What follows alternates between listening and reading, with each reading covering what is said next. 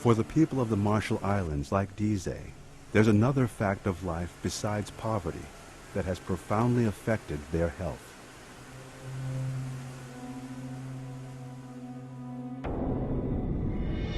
Between 1946 and 1958, 67 nuclear devices were detonated on and around the northernmost Marshall Islands.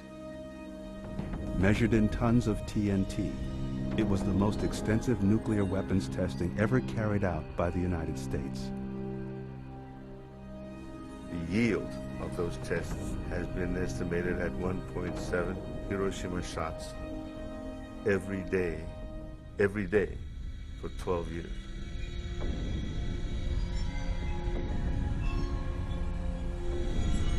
The largest explosion took place March 1st, 1954. Codenamed Bravo, it was a 15-megaton hydrogen bomb equivalent to 1,000 Hiroshimas.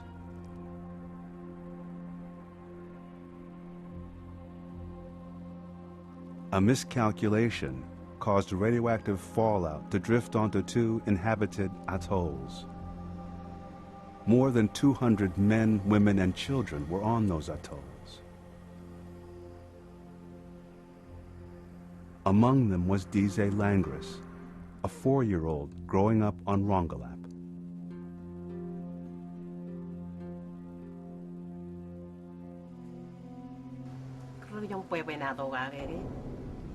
Younger people at the time were saying that they thought it was a blessing from God, coming down from heaven in the form of a powder.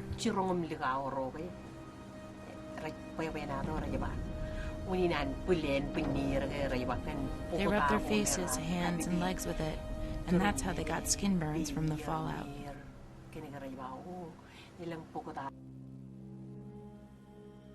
They were treated and then tracked to study the effects of nuclear fallout on human beings.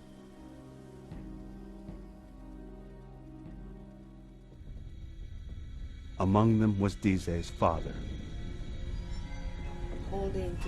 These are photos of her father Dise has never seen before. It's like he's been treated for burns around his ear and...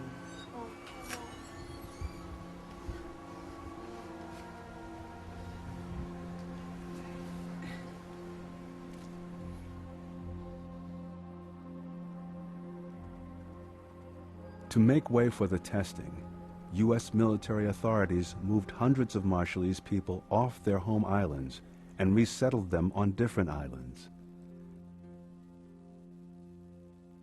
These dislocations triggered a chain of events that tore apart Marshallese culture and that continues to undermine their health.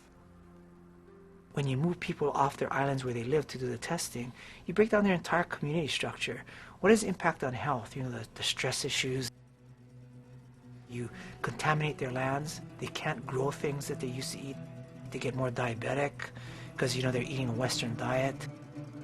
They weren't urbanized, but when you urbanize, infectious diseases tend to take off because tuberculosis is transmitted person to person, very close, very crowded.